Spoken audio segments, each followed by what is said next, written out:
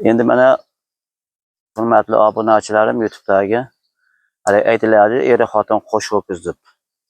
Chunki mana shu hamma mehnatlarim bitta o'zimniki emas, mana shu turmush o'rtog'im bilan birgalikda ikkovimizda qilgan mehnatlarimiz. Shuning uchun endi bundan buyog'iga billa syomkada ham billa nima qilaveramiz. Bu yog'i nima deymiz, dehqonchilik bizniki. Shu.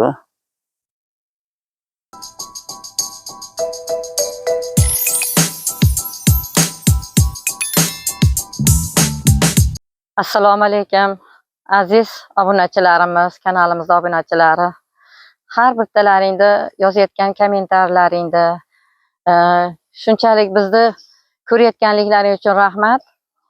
Ko'rib turibman, hammasini sizlarni yozgan kommentarlaringda o'qiyapman. Shunda biz turmush o'rtog'im bilan birgalikda doim dehqonchilikni birga qilganmiz.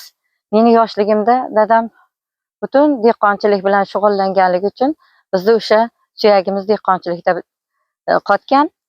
Hamda biz institutlarda o'qib, o'qituvchilik qilib, bolajonlarimizni hammasini institutlarda o'qitishga harakat qilish uchun shu tomorqamizdan foydalanganmiz.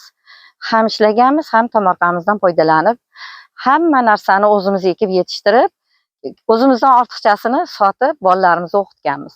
Shuning uchun yaqinda men mana shu yilda 2024-yilda davlatimiz tomonidan namunali tomorqachi ko'krak nishoni bilan mukofotlandim.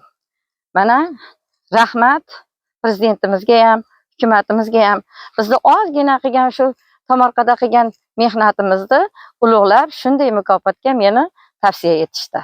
Hurmatli obunachilar, hammalaringni iliq bildirgan fikrlaringni o'qib, o'sha kommentarlaringda so'rayotgan narsalarni o'qib ko'ryapman. Rahmat shunchalik iliq fikr bildirganlaringga. Siz nimani bilgilaring kelsa, savol beraveringlar. O'zimizni tajribamizdan kelib chiqqan holatda sizlarning savollaringizga javob beramiz. Sizlarning o'sha kommentarlaringda ichida bolgarskiy haqida so'ragan ekansizlar. Bugun o'sha bolgarskiyni parvarishlash, bolgarskidan qanday foydalanish, bolgarskiyni nimalar qilish kerakligini, unda qanday oziqlantirish kerakligida haqida qisqacha o'zim bilgan tajribamdan bo'lgan narsani sizlarga havola qilmoqchiman.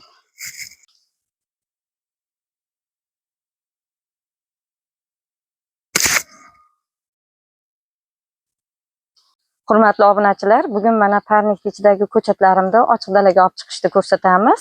Mana hozir ekishni ko'rsataman, qanday sug'orish, qancha kunda sug'orish, qanday parvarishlashni aytaman.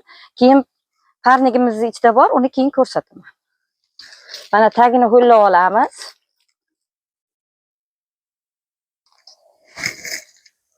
Mana hozircha o'sha 4-5 tasini sizlarga ekib ko'rsatib beraman.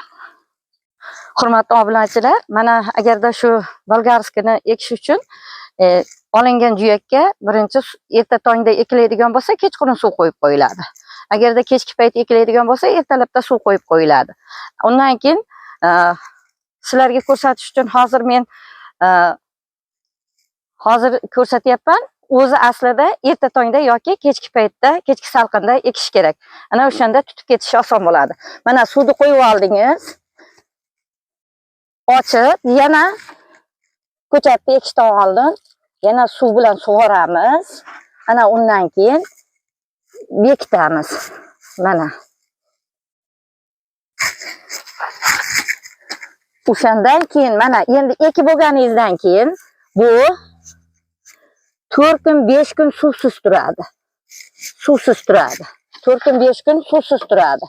Ana undan keyin 4 kundan keyin chopib yana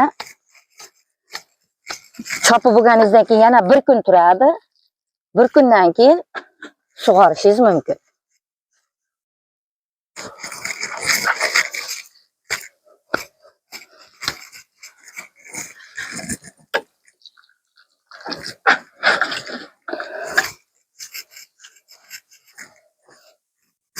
Bu hali go'shtli qizil bolgarskiy. Undan biz chimchimlar tayyorlaymiz. Ovqatlarimiz uchun Men aslida ovqatim uchun o'sha go'shtli bolgarskini go'sht qiymalag'ichdan o'tkazib, bir martalik ishlanadigan idishlarga solib, moroziliklarga joylatib qo'yaman. Ana uni qishki paytda ham olib ishlatsangiz, qachon ishlatsangiz, xuddi yozgi ovqatdek bo'laveradi. Lekin uni qovurmaysiz.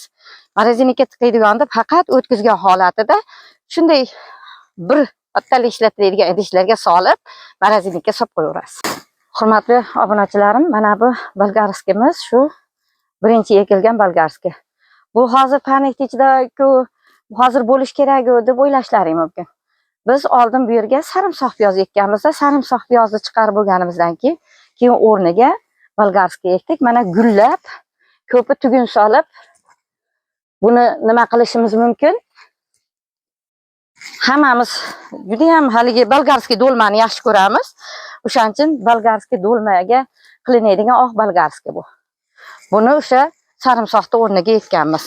Biz o'sha o'zimiz uyimizda ko'katlarni ham hamma narsani o'zimizdan oshiqchasini bozorga olib chiqamiz, o'zimizning ehtiyojimiz uchun ishlatamiz.